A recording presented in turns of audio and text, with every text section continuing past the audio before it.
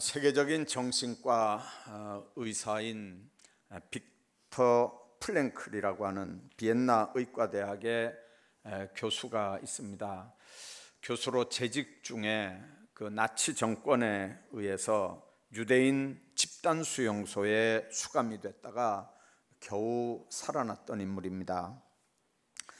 그분이 쓴 책 중에 의미를 향한 인간의 탐색이라고 하는 데서 그 수감 생활했던 경험을 이렇게 이야기하고 있는 부분이 있습니다. 유대인 집단 수용소에서 그가 경험한 바에 의하면 이제 상식적으로는 튼튼하고 건장한 사람들이 잘 버티고 또 오래 사는데, 이제 자기가 경험한 바에 의하면 오히려 허약한 사람들이 건강한 사람, 건장한 튼튼한 사람들보다 그 수용소의 지옥과 같은 열악한 환경을 잘 견뎌내더라고 하는 겁니다. 유대인의 그 집단 수용소에서 끝까지 남아 사는 사람들은 신체적으로 튼튼하고 건장한 사람들이 아니라 몸이 성치 못한데도 불구하고 다른 사람들을 돌보고 간호하고 위로하는 사람들, 자기도 배가 고파서 먹어야 되는 빵 한 조각을 더 배고파하는 사람들에게 나누어 주고 나누어 먹는 사람들, 적극적이고 희망을 포기하지 않는 사람들이 결국은 지옥 같은 환경 속에서도 끝까지 살아남더라는 얘기입니다. 오늘날 우리 주변에서 가장 행복한 사람들은 감사하는 마음을 가지고 사는 사람들입니다. 감사하는 태도를 가지고 사는 사람들은 삶에서 만족과 기쁨을 맛보면서 살아갑니다. 아무리 열악한 상황이서라도 하나님이 함께 하신다면, 또 성령님께서 내 안에 내재하신다고 하면 얼마든지 불가능을 가능하게 하고 없음을 있게 한다고 하는 믿음을 가지고 감사의 삶을 살게 됩니다.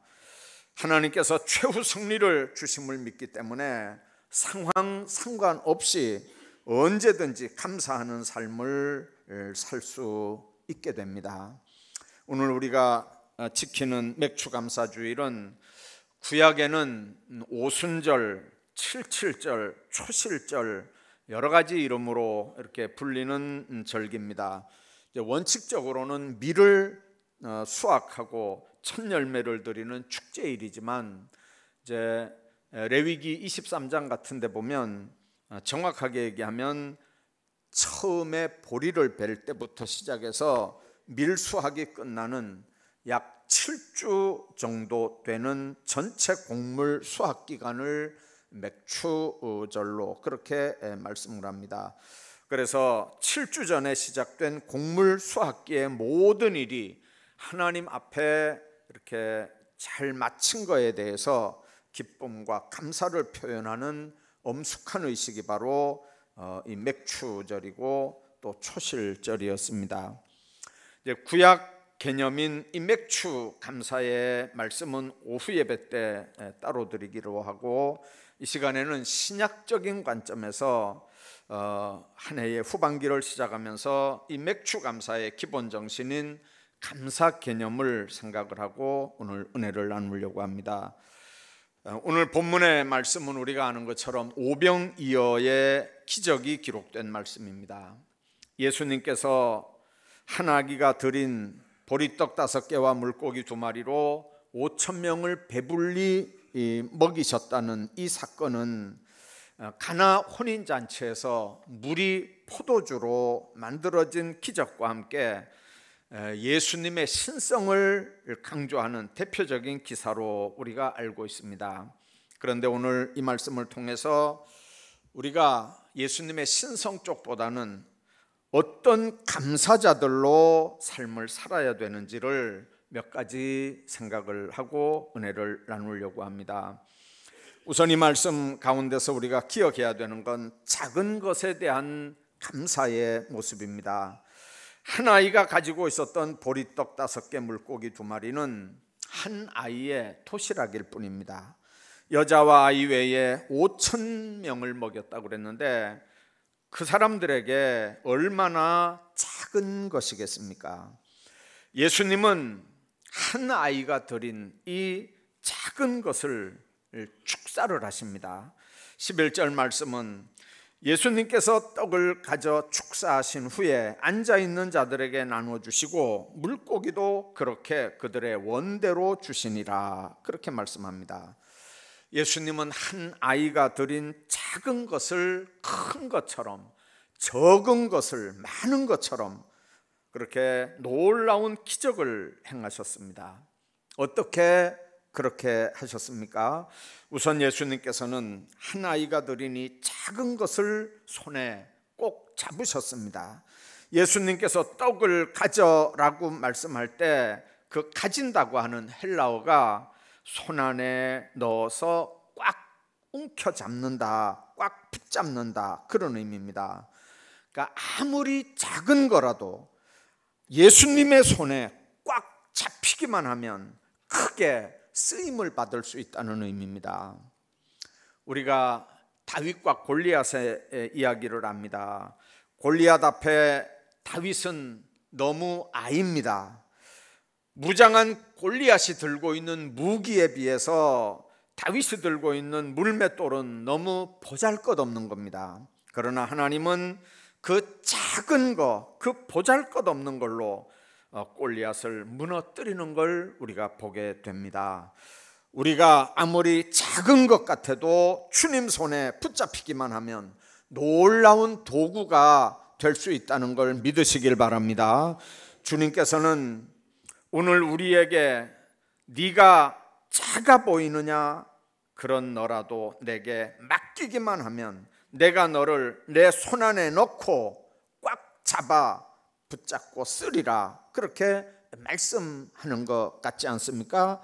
주님께서 작은 걸 가지고 높이 손을 들고 축복하는 모습들을 상상해 보십시오. 떡을 가지고 축사하셨다고 했는데 그 축사라고 하는 말은 말을 좋게 한다, 칭찬한다, 그런 말씀입니다. 작은 거라도 불평하지 않고 하나님께서 주신 것에 대해서 칭찬하면서 하나님 앞에 감사하는 모습. 아이에게 받은 보리떡 5개, 물고기 2마리를 보시고 제일 먼저 하신 일이 그 많은 사람들을 짠디밭에 다 앉게 한 일입니다. 이 앉았다고 하는 말은 우리처럼 그냥 털퍼덕 이렇게 주저앉았다는 말이 아니고 식사할 때 그 사람들 앉는 자세가 있습니다. 그렇게 식사 자세로 앉게 했다는 그런 의미입니다. 그러니까 보리떡 5개 이렇게 손에 들면서 사람들을 앉혔다는 말은 이 5개 축사하면서 5천 명도 넘는 이 많은 사람들을 먹일 수 있는 준비가 주님께서 이미 돼 있었던 걸 우리가 보게 됩니다. 축사하셨던 말은 또 다른 의미로 감사했다는 말입니다. 작은 것 때문에 그 일을 할 수 있음에 대해서 감사하는 겁니다. 감사는 축복이고 감사가 칭찬입니다. 뿐만 아니라 축사했다는 말은 하나님의 은혜로운 능력을 내려달라고 하나님 앞에 기도했다, 빌었다, 그런 의미입니다. 보리떡 5개, 물고기 2마리 예수님 손 안에 넣고 5천 명을 위해서 하나님의 놀라운 은혜를 지금 구하는 겁니다. 예수님은 이 작은 것 위에 은혜를 내려주시면 5천 명이 먹고도 남을 기적이 일어날 걸 아시고 하나님 앞에 축사하시는 겁니다. 하나님 앞에 비는 겁니다. 예수님께서 작은 것으로 5천 명 이상을 먹인 일은 그건 하나님의 전적인 은혜입니다. 보리떡 5개, 물고기 2마리, 그건 하나님의 풍성한 은혜의 풀씨고 축복의 마중물입니다. 이제 우리들도 작은 것이라도 감사하면서 주님이 기뻐 받으시는, 주님은 우리에게 하나님의 놀라운 은혜를 경험시킨다고 하는 믿음을 가지시고 작은 것이라도 감사하는 삶을 사시기를 바랍니다. 아무리 작은 거라도 주님 손 안에 붙잡히면 놀라운 기적을 만들어내는 도구가 될 수 있습니다. 예수님께서는 작은 것도 좋게 말씀합니다.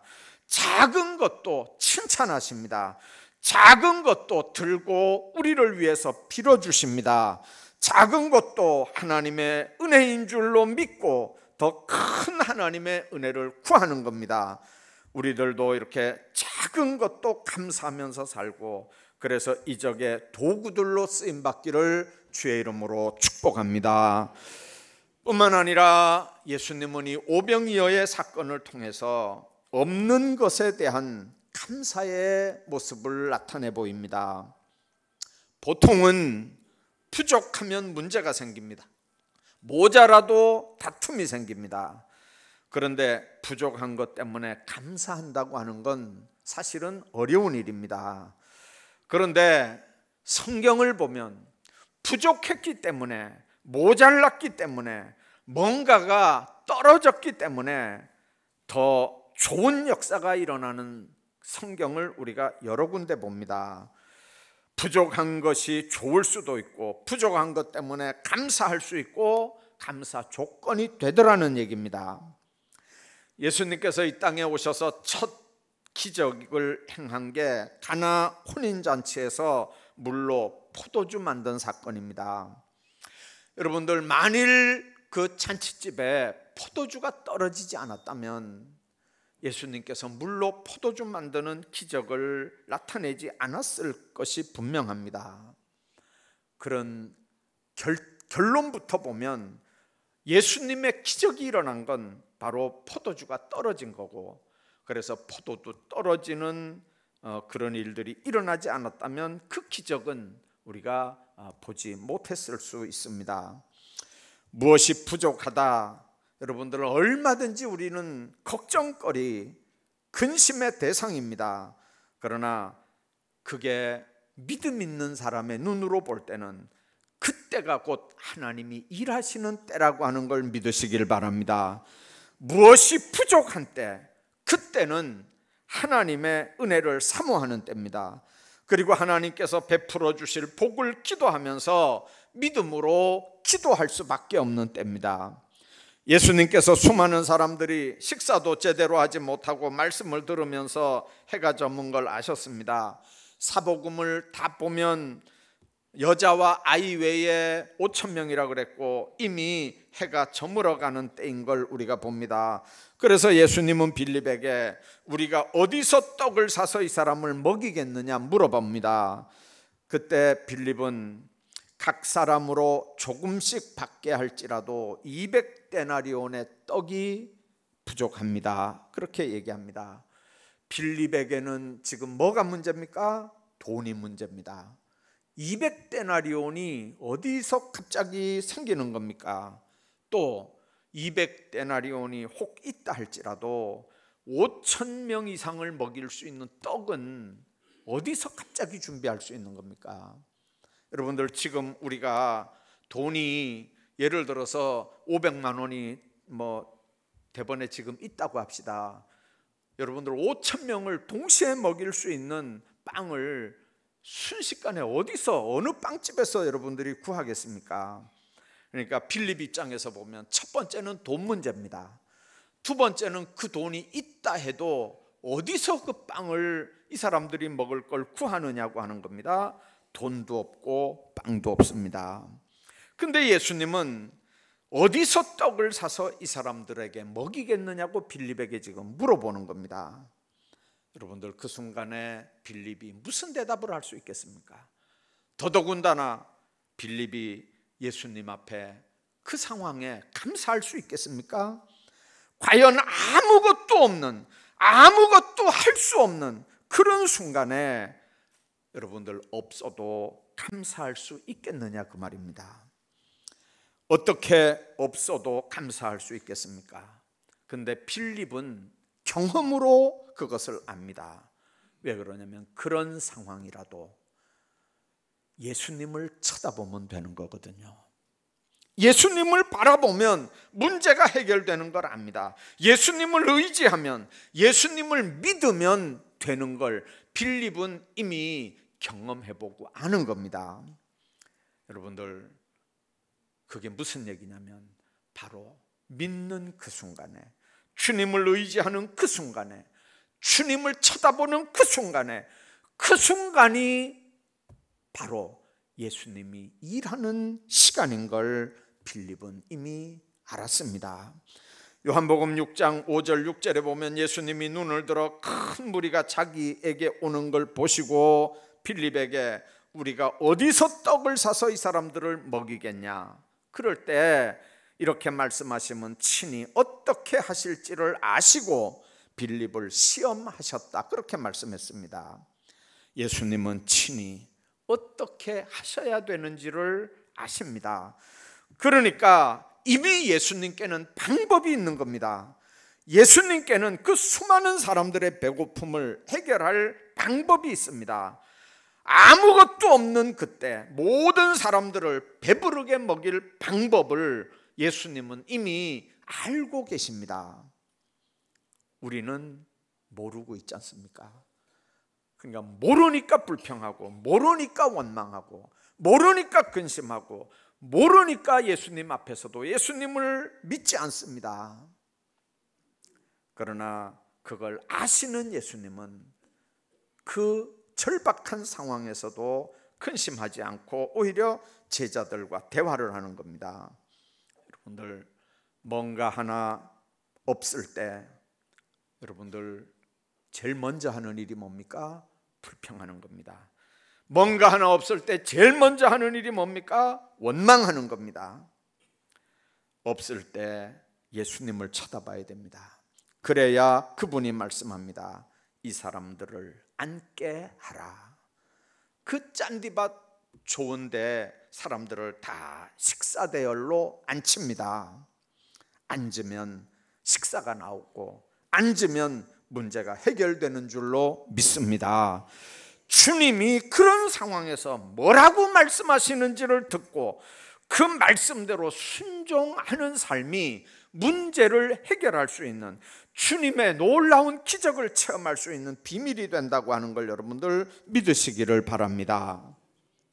사실 우리 삶에 무엇이 풍성할 때는 예수님이 잘 안 보입니다. 풍성할 때는 하나님도 잘 안 보입니다. 그분 말씀도 잘 들리질 않습니다. 그런데 그 좋던 것들이 다 없어지고 나면 그때는 하나님이 보입니다. 그때는 예수님도 보입니다. 그때는 하나님의 말씀도 들립니다. 그때는 부르짖어 기도도 하게 됩니다. 그게 우리 인생들입니다. 있을 땐 하나님 없어도 얼마든지 살 것 같다가 있었던 것들이 나에게서 떠나가고 없어질 때면 그때는 하나님이 보이는 건 여러분들 얼마나 야비한 인생들의 모습입니까? 만일 있을 때 감사하고, 있을 때 하나님을 찬양하고, 있을 때 주님과 통행하는 삶을 살면 안 됩니까? 얼마든지 주님이 우리와 함께 하시면서, 우리와 통행하면서, 우리 친구가 되면서, 우리에게 가장 가까운 부분으로 우리와 동행하면서 우리와 교통하는 삶을 살면 받아 누리는 것, 그것 때문에 얼마나 더 크게 하나님 앞에 영광 돌릴 수 있는 축복의 삶이 되는데, 있을 때는 하나님이 안 보이다가 왜 없어야만 하나님이 보이고 하나님 앞에 기도하게 되느냐, 그 말입니다. 건강할 때 건강한 거 가지고 얼마든지 하나님 앞에 감사할 수 있는데, 먹고 살만할 때 얼마든지 그것 가지고 감사할 수 있는데, 하나님 주신 믿음, 그게 겨자씨만한 거라도 그 믿음 있을 때 얼마든지 하나님 앞에 맡겨주신 사명 감당할 수 있을 때 있어야 하는데, 그거 못하다가 건강 없어지고 물질 없어지고 지혜 총명 없어질 때 그때 하나님 앞에 하나님을 찾고 부르짖는 그 심보가 도대체 뭐냐는 거죠. 그게 우리 모두의 모습이 아닙니까? 요한복음 16장 23절에 주님 그렇게 말씀합니다. 내가 진실로 진실로 너희에게 이르노니 너희가 무엇이든지 아버지께 구하는 것을 내 이름으로 주시리라. 지금까지는 너희가 내 이름으로 아무것도 구하지 아니하였으나 구하라, 그리하면 받으리니 너희 기쁨이 충만하리라. 주님은 우리에게 구하라, 찾으라, 두드리라, 그러면 열리고 찾고 만나주신다고 분명 말씀하는데 우리는 없다고 불평만 합니다. 원망하지 말아야 되고 실망하지도 말아야 되고 낙심하지도 말아야 되는데 이게 다 불신앙의 표현들인데 감사로 표현되는 믿음의 생활의 중요성이 아무리 강조돼도 부족하지 않은데 감사를 하는 대신 원망하고 불평하고 대적하는 삶을 삽니다. 감사를 습관으로 삼는 신앙은 우리로 하여금 우리가 얼마나 가지고 있는지를 통해서 우리 삶을 평가하는 잘못으로부터 우리를 믿음으로 지켜줍니다.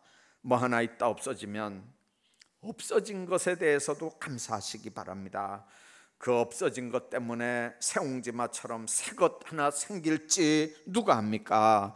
뭐 하나 없어져도 없는 것 때문에 감사하십시오. 안 좋아도 안 좋아진 것 때문에 감사하십시오. 길이 막혀도 길이 막혀진 그것 때문에 감사하십시오. 얼마나 더 좋은 것으로 채워지는지 모릅니다. 어느 목사님 설교를 들었습니다. 그분 친구 얘기를 하는데요, 정말 서울에서 너무 형편없는, 아내는 없이 살아도 장화가 없이는 못 사는 그런 동네에서 정말 신앙생활을 잘하면서 믿음 지키면서 살았던 자기 친구 얘기 이렇게 설교 시간에 하는 걸 들었습니다. 그분 얘기가 그래요. 그때는 주일 낮예배 때도 목사님들이 헌금 봉투 다 이렇게 읽어주면서 그 감사 내용들 다 이렇게 읽어주면서 이제 축복기도 하는데, 아마 대학교 입시가 이렇게 결정이 되고 이제 그 부모들이나 대학 들어간 청년들이 어느 대학 붙어서 감사합니다, 감사합니다, 뭐 이렇게 다 이제 감사하는데, 그 목사님이 봉투를 이렇게 읽다가 이렇게 추첨하더라는 거죠. 그 추첨하는데 이 목사님이 이제 자기 친구 이름이 나오니까 이제 눈여겨서 이렇게 들어봤대요. 근데 그 봉투 내용이 이렇더라는 거죠. 제가 가려고 했던 길을 막으심을 감사드립니다. 고려대학교 입시에 낙방한 친구가 정말 어떻게 보면 교회도 안 나올 줄 알았는데 하나님 앞에 길을 막으신 하나님, 더 좋은 길로 인도하실 줄 믿고 감사합니다. 그렇게 봉투에다 써서 올렸다는 거죠. 그 목사님이 그 봉투를 읽다가 추첨해가지고 그냥 놀랍게 축복을 해줬대요.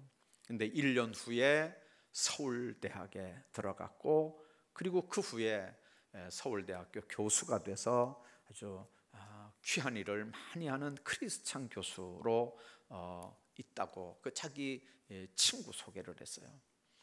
여러분들, 우리가 신앙생활하면서 길이 막힌 것 때문에 감사합니까?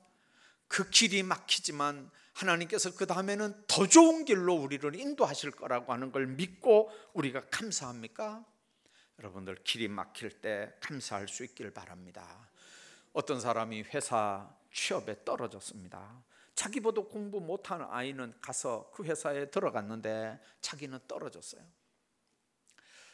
방법 없이 또 다른 회사에 들어갔지만 그 회사보다 더 안 좋은 회사입니다.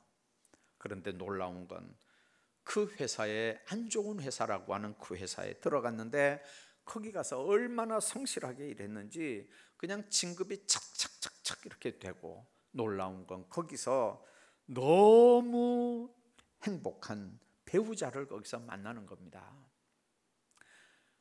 그때 본인이 깨달았다는 거죠. 만일 내가 저쪽 회사 갔으면 이 사람을 만났겠는가? 만일 저쪽 회사 갔으면 내가 이렇게 고속 승진을 하면서 이런 너무 좋은 가문의 이런 배우자를 내가 만났을까? 하나님께서 내 가정을 축복하고 나에게 이런 좋은 배우자를 주기 위해서 하나님께서 나보다 못한 사람이 가는 그 길을 막으시고 이렇게 좀 안 좋은 회사로 나를 돌렸지만, 그러나 거기서 이렇게 좋은 사람을 내가 만나 이렇게 좋은 가정을 꾸린 걸 생각하면 뒤에 결론을 맞춰보니까 훨씬 더 하나님 앞에 감사거리더라는 거죠.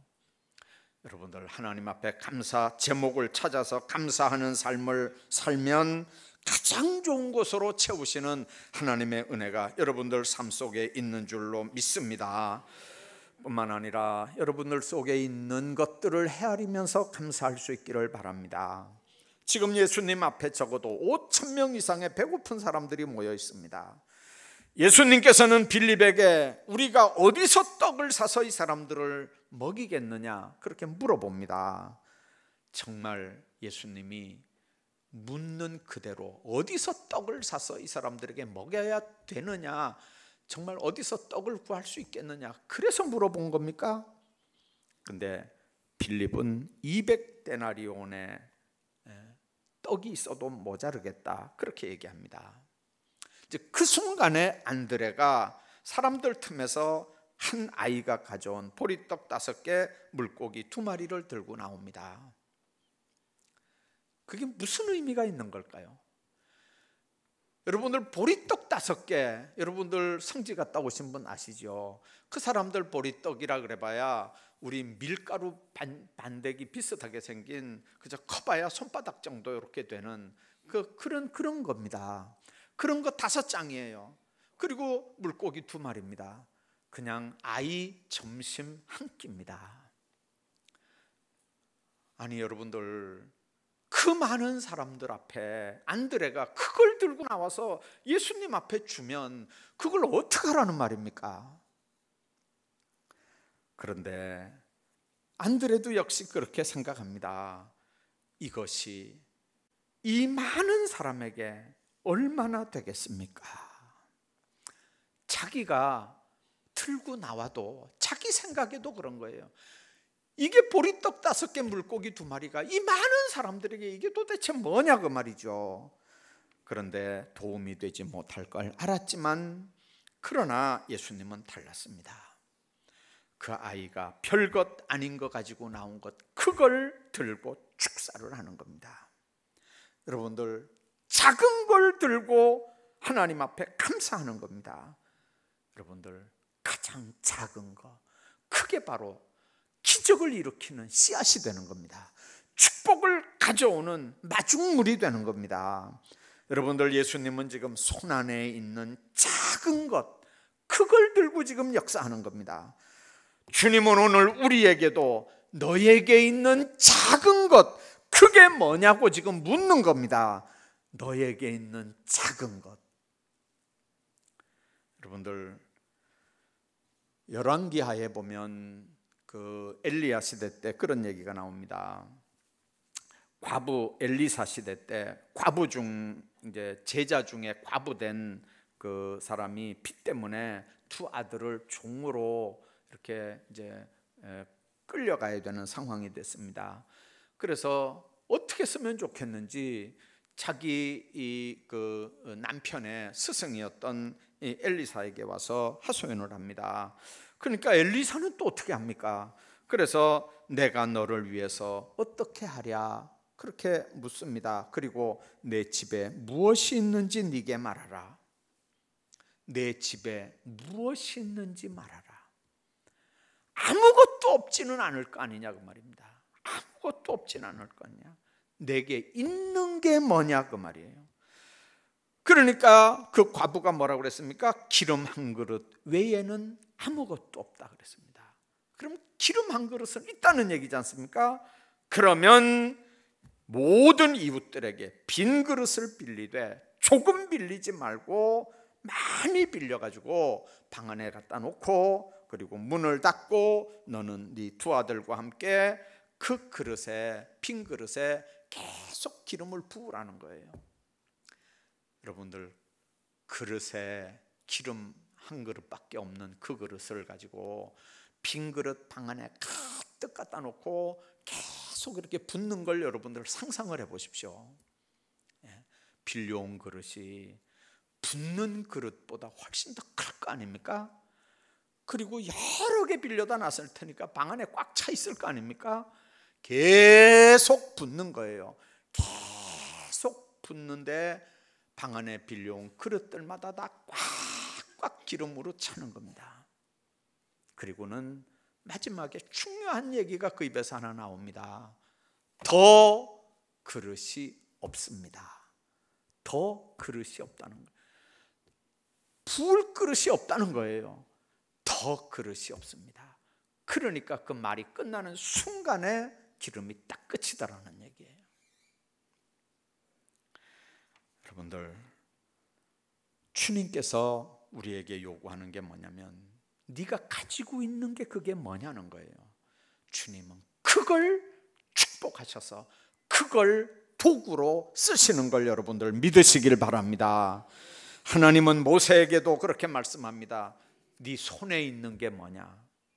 미디안에서 그냥 양치는 목자인데 무슨 재산이 있겠어요? 아무것도 없습니다. 그냥 들고 있는 지팡이 하나가 전 재산입니다. 왜 그러냐면 애굽에서 사람 죽이고 도망와서 그냥 피신해 있기 때문에 가지고 있을 수도 없습니다. 가지고 있으면 다 요즘처럼 등록될 거 아닙니까? 등록되면 뒷조사될 거고, 뒷조사되면 이건 살인범이 어디서 어떻게 살아도 그냥 끌려가서 죽는 겁니다. 그러니까 소유 없는 건 분명합니다. 들고 있는 거 지팡이 하나밖에 없습니다. 여러분들, 지팡이 하나, 그거 네 손에 있는 게 뭐냐 할 때 지팡이 그거 내놓으니까 하나님께서 그 지팡이를 이스라엘 백성들을 애굽에서 끌어내는 지휘봉을 삼는 겁니다. 그 지팡이로 홍해를 가릅니다. 그 지팡이로 무리바 반석을 칩니다. 그 지팡이로 기사이적을 나타냅니다. 여러분들, 주님은 작은 것 하나로부터 큰 일을 시작하는 걸 여러분들 믿으시기를 바랍니다. 별것 아니어도 불평하지 말고 있는 것 감사하시길 바랍니다.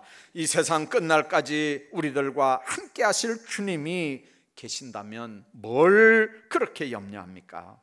왜 그렇게 불평하고 원망합니까? 여러분들, 우리 박 장로님 낮에 기도하셨잖아요. 인간의 욕심, 탐심, 이것 때문에 우리 영혼이 죽어가는 거예요. 골로새 3장 15절은 그게 바로 우상 숭배라고 그랬거든요. 여러분들, 왜 탐심, 욕심 때문에 우리 영혼이 죽어가야 합니까?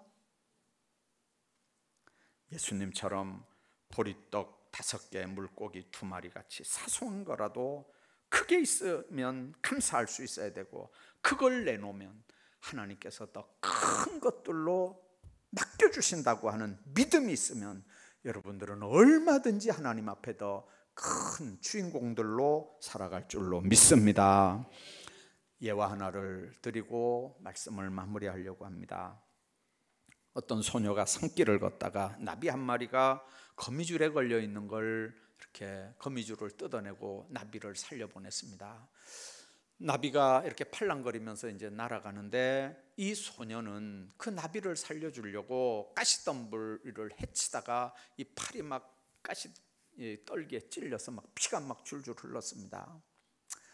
피를 이렇게 닦으면서 멀리 날아가는 나비를 보는데 그 나비가 다시 날아 돌아오더니 소녀 앞에 딱 섰는데 천사가 됐습니다. 그 천사가 그 소녀에게 귀에다 대고 물었습니다. 네 한 가지 소원을 들어주겠다.